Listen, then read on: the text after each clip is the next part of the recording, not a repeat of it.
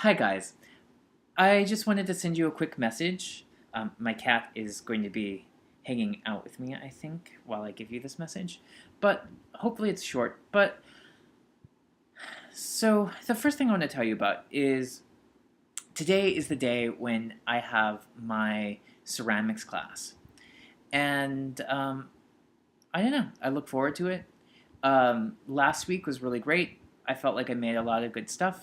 Like I showed you that I had I have some difficulties making cylinders.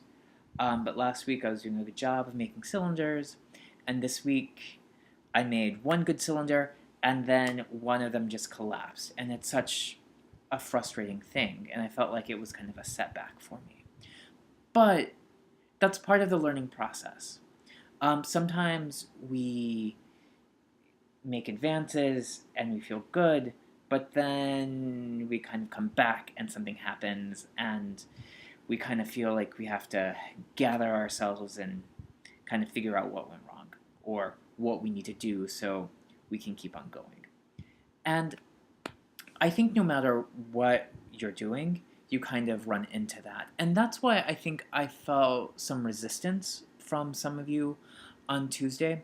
And resistance is okay. Resistance to ideas that you're not familiar with or practices that you're not familiar with is part of the learning process too.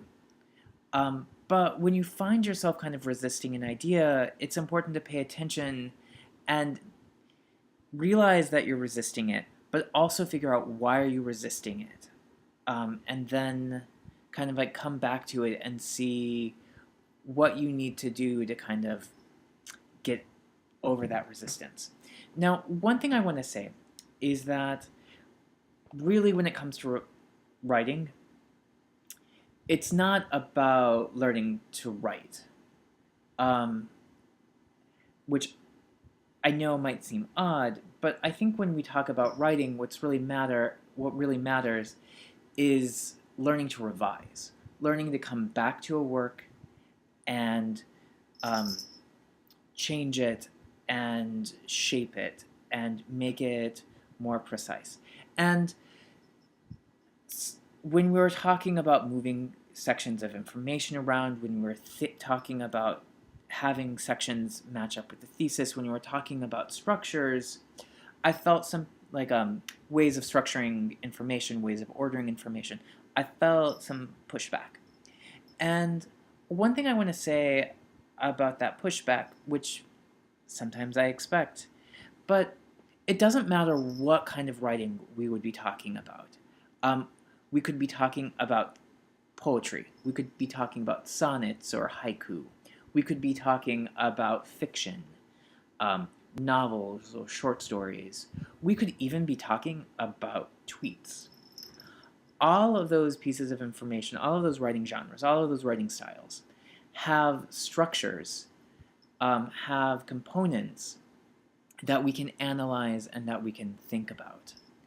And even though sometimes we tackle these ideas without investing a lot of meta thought in them, just know that there are structures underneath. And one of the things that we're doing in class is we're talking about the structures underneath so that we can go back to our goal, which is to become better writers. But it's not just something that happens kind of through osmosis. But it's learning to become a better writer through intention. So what you want to know is, why are you doing things? I am actually looking forward to seeing your revisions. I'm really excited to see how you're going to focus those down. I have gone long again, so I'm going to cut this short. If you have questions, you should email me. If you have fallen behind, this is really kind of the time to get caught up.